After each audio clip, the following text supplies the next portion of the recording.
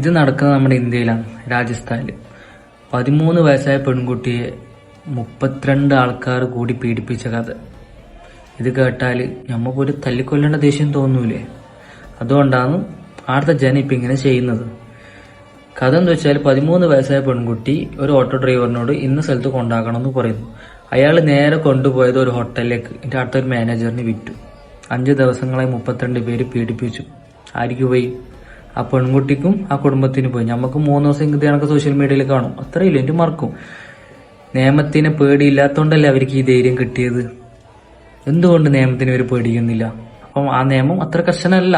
ഇവർക്കെല്ലാം വധശിക്ഷ അല്ലാതെ വേറൊരു വഴിയുമില്ല. അത് സ്പോട്ടിൽ വധശിക്ഷ കൊടുക്കണം. ജയിലിലിട്ടിട്ട് കുറെ നാള് ജനങ്ങളെ മറപ്പിച്ച് അവർ എന്താക്കും, ഇറങ്ങിയിട്ട് വരും. അവർ ആദ്യം തെറ്റിലേക്ക് കടക്കും.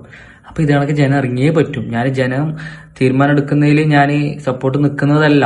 കോടതിയും നിയമവും ഇവിടെ ഉണ്ട്. പക്ഷെ കോടതിയെ നല്ലൊരു ശിക്ഷ കൊടുക്കൂല എന്ന് അറിയുന്നത് കൊണ്ടാണ് ജനം ഇങ്ങനെ കളിക്കുന്നത്. അപ്പം ഇനി ഇങ്ങനെ ഉണ്ടാകാൻ പാടില്ല.